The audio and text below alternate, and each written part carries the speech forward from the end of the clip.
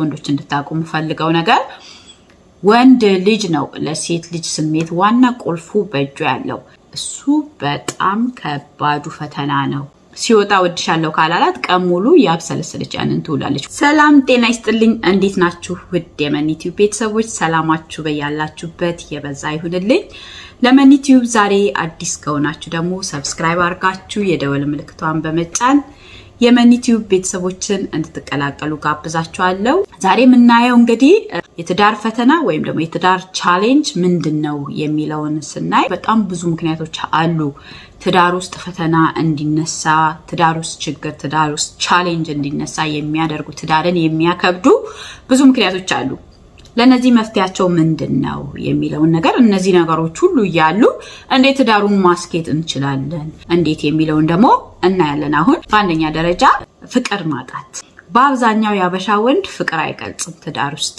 በአብዛኛው ነው ያልኩት ሁሉም አላልኩ ሴቷም ጋር ሊኖር ይችላል ይሄ ነገር ያንን አክሴፕት ማድረግ በቃ እንዳልተለመደ አንጎዳማ ፍቅር አልሰጠኝም ወድሻለሁ አይለኝም የመኪና በር አይከፍትልኝም ስጦታ ያመጣልኝም በቃ እንደዛ አይነት የፍቅርን እንትን የሚገልጡ ነገሮችን አያደርግልኝም ብለን ትዳራችንን አደጋ ውስጥ ከመጣል አክሴፕት ማድረግ በቃ ይሄ ያላደገበት ነገር ሊሆን ይችላል በቃ ያበሻ ወንዶች በአብዛኛው ካገቡ በኋላ ፍቅራቸውን አይገልጡም እንደዛ አይነት ነገሮች ተረተን አክሴፕት ማድረግ በሁለተኛ ደረጃ ቅናትን እንዴት ማስወገድ እንችላለን የሚለውን ነገር ቅናት ራሳችንን የሚጎዳው አንድ ትዳራችንን ይበትናል ሁለት ደግሞ ራሳችንን ይጎዳናል ቅናት እንግዲህ ሌላ ደረጃ ከመድረሱ በፊት የባላችንን የሥራውን ባህሪ ማወቅ አለብን ቅናትና ጥርጥር አንድ ላይ ይሄዳልና ባንጠራጠር ባንቀና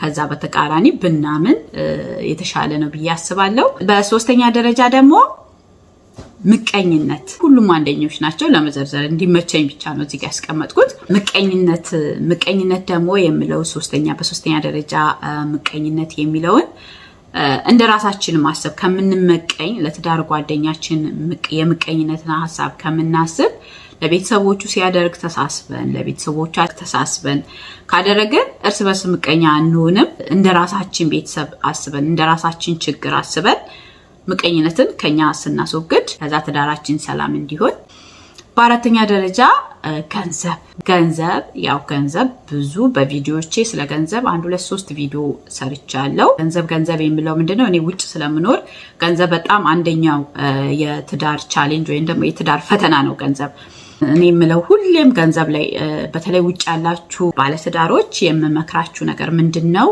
የውጭ ትዳር ዋናው ፈተና ገንዘብ ነውና ገንዘብ ላይ በጣም ተመካክራችሁ ነው ማውጣት ያለባችሁ ትዳር ውስጥ የኔ የሚባል ነገር የለም የኔ የምትሉ ከሆነ ትዳራችሁን ዞር ብላችሁ ማየት አለባችሁ እና አደጋ ውስጥ ነው ያለው ትዳራችሁ ስለዚህ ትዳር ውስጥ የኔ የሚባል ነገር የለም መመካከር ገንዘባችሁን አንድ ማድረግ አካውንታችሁን አንድ ማድረግ የኛ ወደሚለው ነገር መሄድ መረዳት ማሰብ አንደኛው ለምንድነው መላክ የፈለገችው አስፈላጊ ነው ወይ የሚለው ነገር መነጋገር ይሄኛው ሴቭ የሚያደርገው ለምንድነው ለኛ ነው ወይ ለምንድነው የሚለው ማውራት ቤተሰባችሁን ባልጎዳ ልኩ መርዳት ያለባችሁ መርዳት እላለው በዛ መንገድ መፍታት እንችላለን የገንዘብን ቻሌንጅ በአምስተኛ ደረጃ የስሜት አለመጣጣም ወንዶችም ጋር ችግር ሊኖር ይችላል ሴቶችም ጋር ችግር ሊኖር ይችላል የስሜት ቻሌንጅ በተለይ ብዙ ወንዶች ጥያቄ የሚሆንባቸው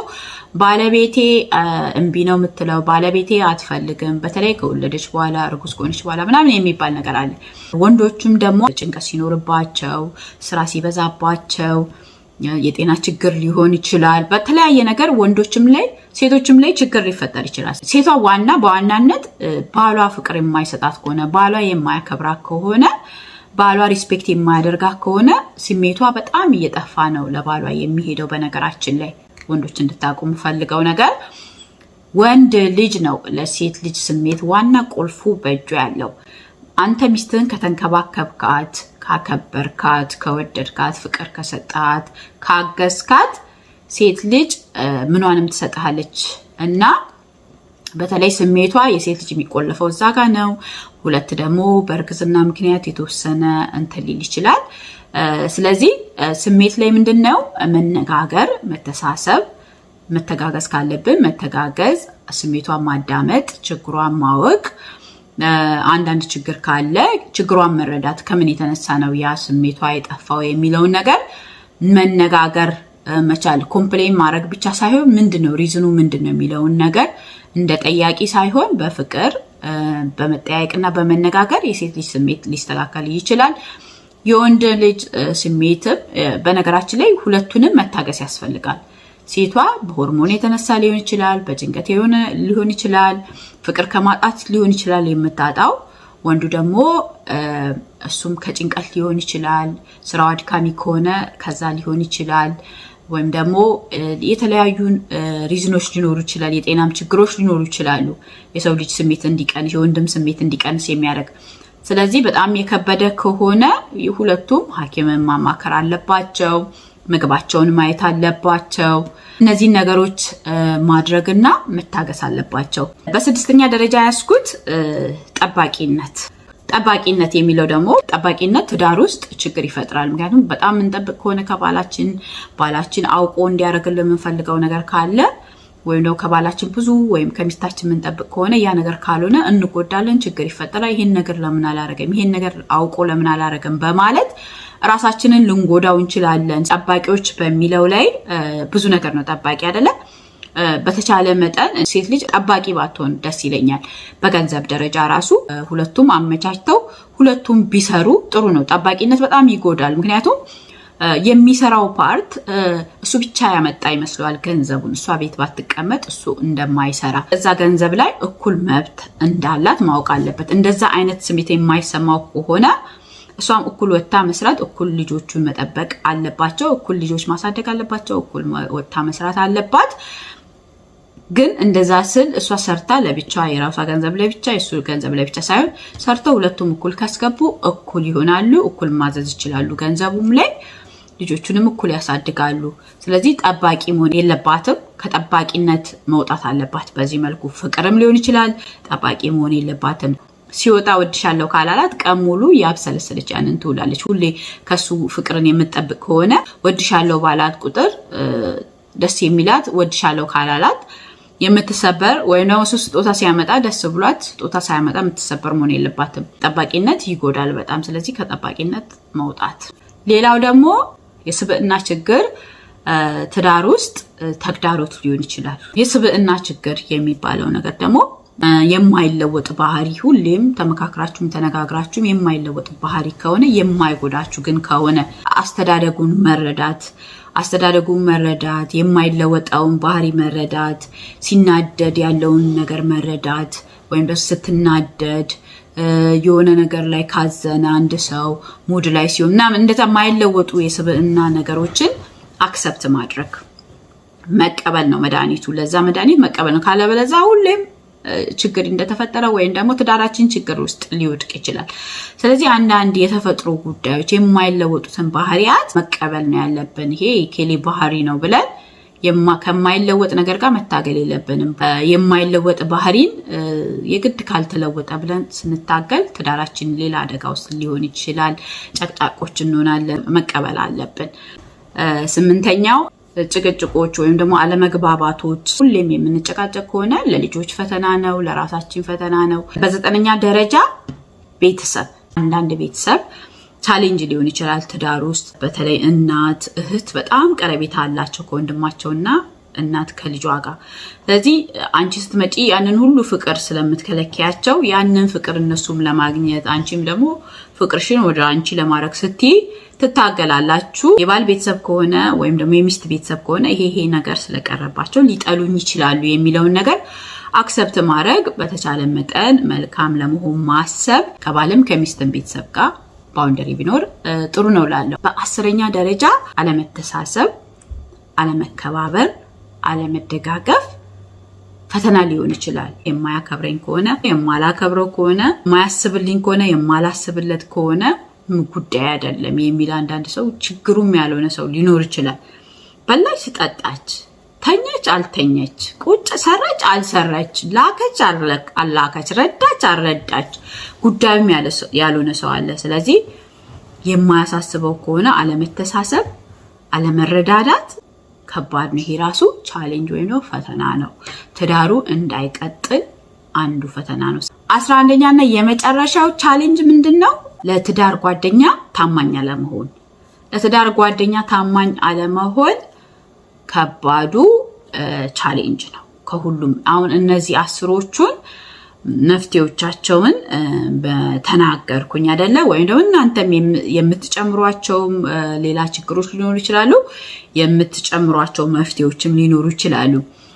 11ኛው ግን ይሄ ታማኝ አለመሆን ከሌላ ወንድ ወይም ከሌላ ሴት ጋር ሌላ ግንኙነት መኖር፣ እሱ በጣም ከባዱ ፈተና ነው። አንዳንድ ሰው ትዳሩን በጣም ይወዳል፣ ትዳሩን መቀጠል ይፈልጋል፣ ትዳሩን መፍታት አይፈልግም፣ ግን ልጆች አሉት፣ ግን እንደዚህ አይነት ቻሌንጅ ይገጥመዋል። 11ኛው ቻሌንጅ መፍትሄው ምንድነው ካላችሁኝ፣ መፍትሄው እንደ መጽሐፍ ቅዱስ በዚህ ድርድር የለም አይደለ? ካላመነዘረ በስተቀር ነው የሚለው አይደለ?